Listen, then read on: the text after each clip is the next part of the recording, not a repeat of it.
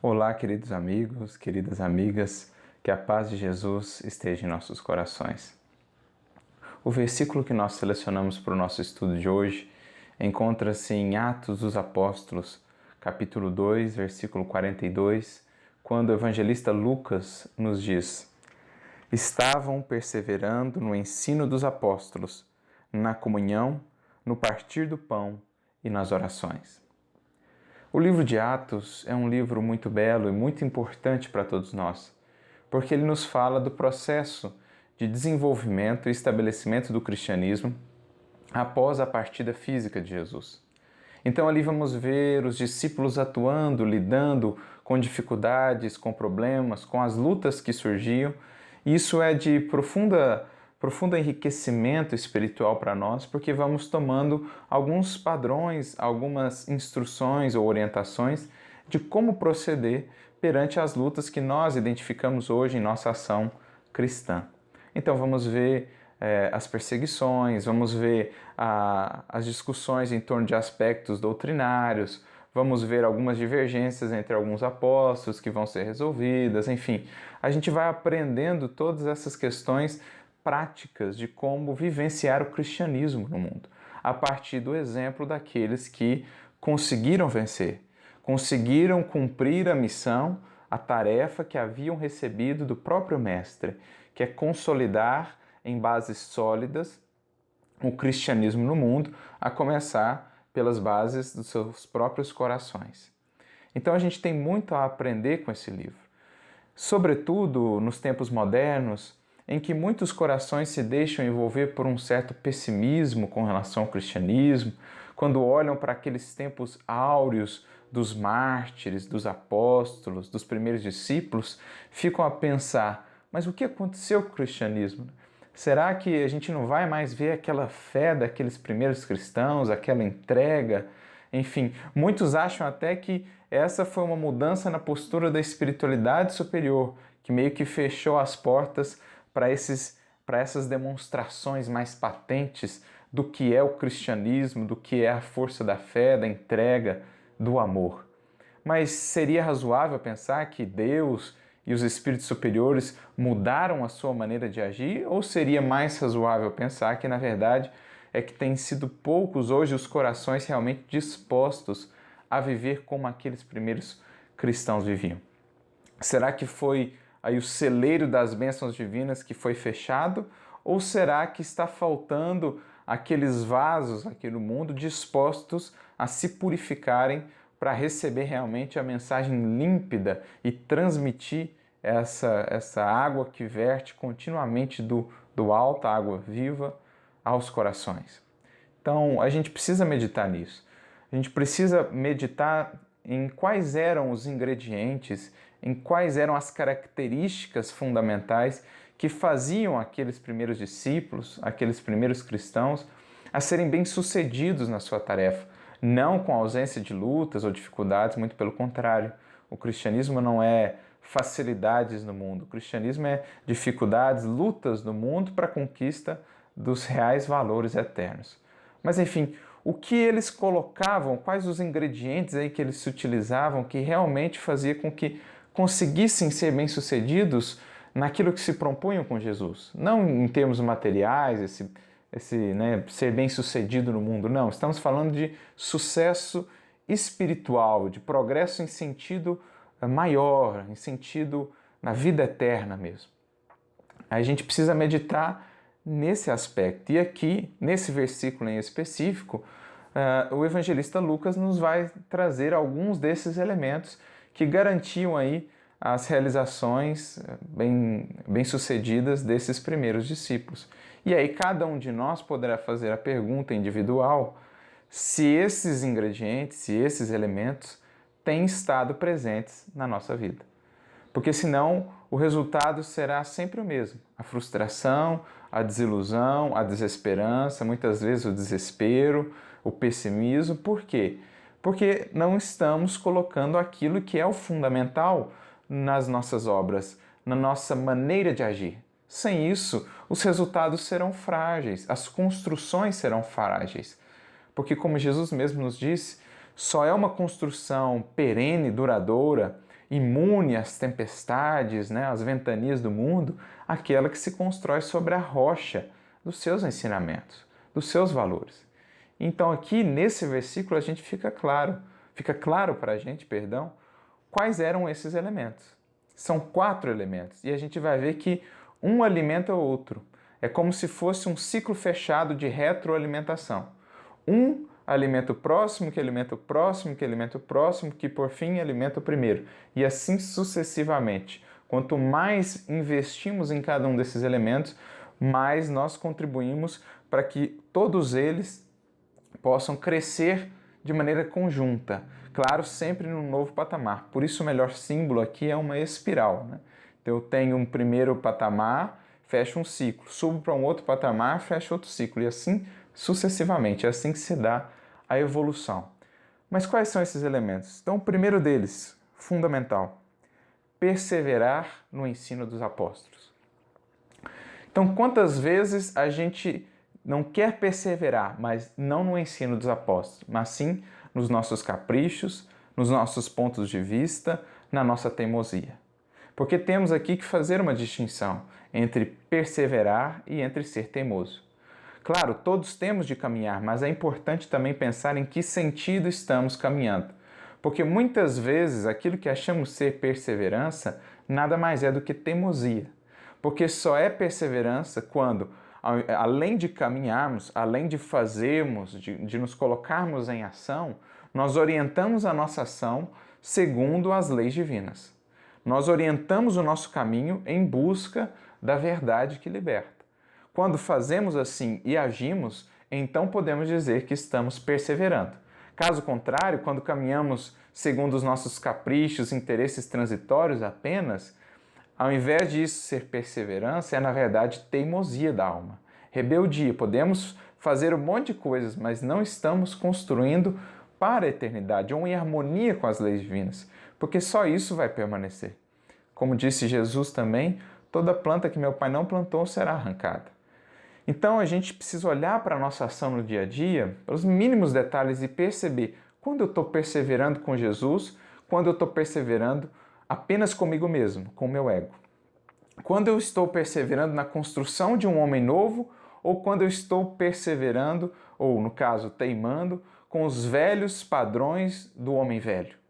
Simples, no dia a dia, quando alguém me ofende, eu persevero com a doutrina do Cristo, faço um imenso esforço por compreender, por perdoar, ou eu logo devolvo no impulso aí de orgulho, de vaidade, dizer, como assim? Você? Quem é você para falar isso de mim? Enfim, aquilo que a gente tem no cotidiano. No trânsito, por exemplo, eu persevero com a paciência do Cristo, com a compreensão, ou eu teimo aí com a antiga postura de agressividade, de impulso, de exaltação do orgulho. Então, as mínimas coisas do dia a dia, porque quando eu não persevero com Cristo, os projetos que eu faço aí, então, estão fadados a fracassar espiritualmente. Tudo que eu faço distante da lei divina está fadado a fracassar, a me trazer desilusão, a me trazer infelicidade, porque ante uma ofensa, se eu não persevero com Cristo, eu mesmo defino para mim um caminho de infelicidade, que é o caminho da mágoa. Aquilo vai sendo cultivado dentro de mim e vai gerando infelicidade, desarmonia e tudo o mais. Vai criando um espaço para a influenciação dos espíritos que querem nos prejudicar. Então, quando eu persevero ou quando eu teimo em seguir um caminho distante do caminho proposto pelo Cristo, eu mesmo estou já definindo o que eu vou encontrar pela frente. Então, todos os dias a vida nos propõe encruzilhadas, em que nós temos basicamente 2 opções. Perseverar no ensino dos apóstolos, aqui representado, na doutrina de Jesus, no ensinamento do Evangelho, ou teimar nos velhos caminhos. O resultado disso é o que a gente vai encontrar. Os velhos caminhos nos conduzirão aonde temos estado mesmo. A infelicidade, a desesperança, a desarmonia interior. Agora, os novos caminhos, com perseverança, nos conduzirão a um novo estado de entendimento, de paz, de serenidade interior. Então esse é o primeiro recurso, o elemento fundamental para ser bem-sucedido espiritualmente, né? Para que os nossos trabalhos, a nossa proposta de renovação alcance os seus fins. O que nos abre espaço para o segundo. Eles perseveravam também na comunhão. Ou seja, não há vida feliz aqui sem partilha, sem essa comunhão, sem fraternidade, sem amor, sem simpatia, sem empatia. Sem sair de mim mesmo, da caverna escura do egoísmo e ir em direção ao próximo, buscando partilhar com ele desse amor, dessa fraternidade, enfim, né?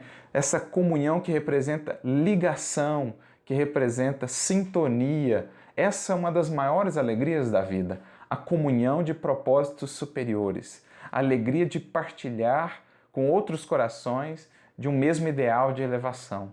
Sem isso, gente, enquanto vivemos apenas na escura caverna do ego, do eu, nós não vamos encontrar sucesso nas nossas realizações espirituais, muito menos felicidade. Então, quanto mais eu estudo essa doutrina dos apóstolos, o Evangelho do Cristo, mais eu percebo a importância da comunhão, de sair de mim e buscar conexão com os demais, e principalmente comunhão com Deus, porque é o que alimenta todas as nossas realizações. Tudo procede no bem primariamente de Deus. Sem essa comunhão com Ele, que nasce principalmente através do amor e do bem, nós não podemos esperar realmente resultados melhores ou mais satisfatórios. Essa comunhão, portanto, nos leva ao terceiro passo, ao terceiro elemento fundamental, que é o partir do pão. Então a comunhão é essa conexão, o partir do pão aqui é doação, representado mesmo pelo amor. Sem essa capacidade de aprender a doar de mim mesmo e encontrar alegria nessa doação, eu não vou encontrar realmente a felicidade, porque a felicidade mais pura, aquela mesma divina, é aquela que partilha da própria natureza de nosso Pai, que é uma natureza de doação. Então existem basicamente duas posturas da alma. A postura ainda cristalizada no ego, que é sempre de atração. Eu quero que tudo gravite ao meu redor, eu quero que tudo gire em torno dos meus interesses. E a postura já do descobrimento do eu divino, a postura de desenvolver em nós o nosso próprio atributo divino, que é a postura da doação.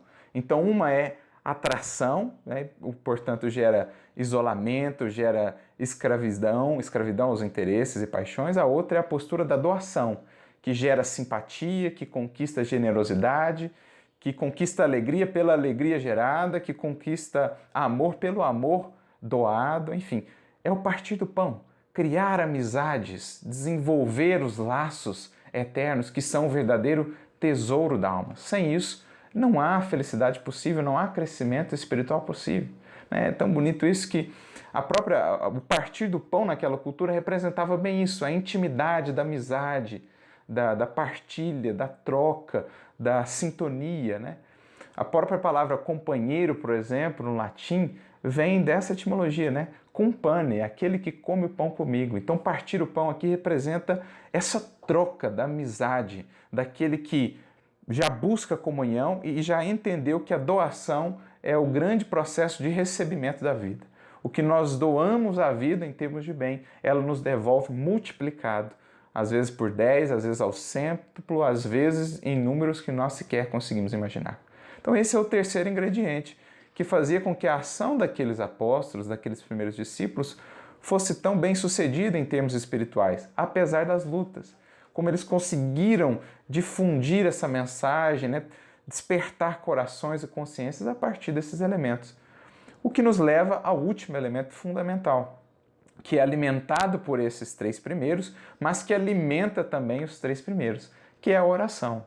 Sem uma vida de oração, de intimidade com Deus, o estudo será prejudicado, porque eu perco inspiração, eu perco intuição, eu perco visão espiritual. A comunhão será prejudicada, porque eu não estou as vias de conexão com o outro e com Deus não estão limpas, não estão lubrificadas, se assim posso me expressar. Então falta comunhão com Deus, falta comunhão com o próximo, e aí eu tenho dificuldade em partir o pão, eu tenho dificuldade em partilhar, porque o que eu partilho, na verdade, vem dessa comunhão com o mais alto, porque de mim mesmo tenho pouco para dar.